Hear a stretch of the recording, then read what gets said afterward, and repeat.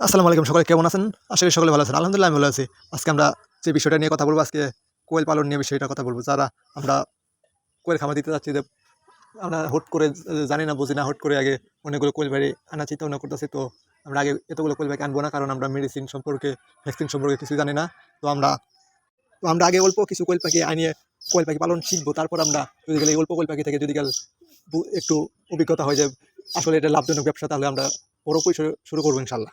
তো আমিও শেখার জন্য 20টা কোয়েল পাখি শেখার জন্য আনছি। তে কোয়েল পাখি পালন কীভাবে করে, আসলে কোয়েল পাখি লাভজনক নাকি, 20টা কোয়েল পাখিতে আমি কি আসলে কি বুঝতে পারতেছি যে এটা কি বড় পরিসরে করা যাবে নাকি করা যাবে না, এটাই আমরা জানবো।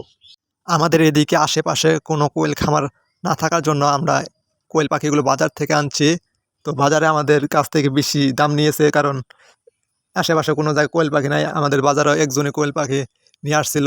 তো আমাদের পার পিস কোয়েল পাখি 100 টাকা করে চাইছে। তো অনেক দামাদামি করার পরে তাও দেয় না। তারপর 95 টাকা করে আনছি। আনার পরে আর যার থেকে কোয়েল পাখি নিয়ে আসি, সে বলেছে 1 সপ্তাহের মধ্যে কোয়েল পাখি ডিম দিয়ে দিবে। তো আমাদের বাড়িতে আনার পরে 2 দিন পরে একটা ডিম দিয়েছে। তারপর 2-3 দিন কোনো একটাও ডিমও দেয় নাই কে। তার 2-3 দিন পর থেকেই আবার আলহামদুলিল্লাহ ডিম দেওয়া শুরু করে দিয়েছে।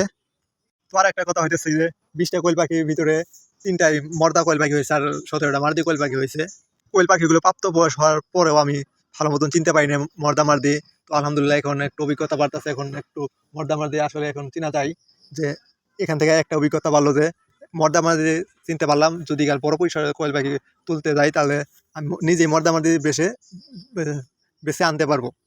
তো ডিম কম পারার কারণে আমি এই 2টা ওষুধ নিয়ে আসি, ইসেল আর জিঙ্ক। এই ওষুধ 2টা আজ 2 দিন ধরে খাচ্ছি। আলহামদুলিল্লাহ এখন ডিমে প্রোডাকশন আস্তে আস্তে বাড়ছে। আশা করি এই ওষুধ খাওয়ালে ডিমে প্রোডাকশন বাড়বে। তো এই 20টা কোয়েল পাখি পালনে এখন আমরা লাভ লস হিসাব করবো, যে দিনে কত টাকা খাবার খায়, কত টাকা ডিম পারে। একটা পাখি খাবার খায় 25 গ্রাম করে, 20টা কোয়েল পাখি খাবার খায় 500 গ্রাম, মানে আধা কেজি করে। আমাদের এদিকে লেয়ার 1 প্রতি কেজি খাবারের দাম হচ্ছে 60 টাকা, আধা কেজি খাবারের দাম হচ্ছে 30 টাকা। 20টা কোয়েল পাখি পালনে আমার প্রতিদিন খাবার খরচ যায় 30 টাকা, আর ডিম পারে প্রতিদিন 15টা করে।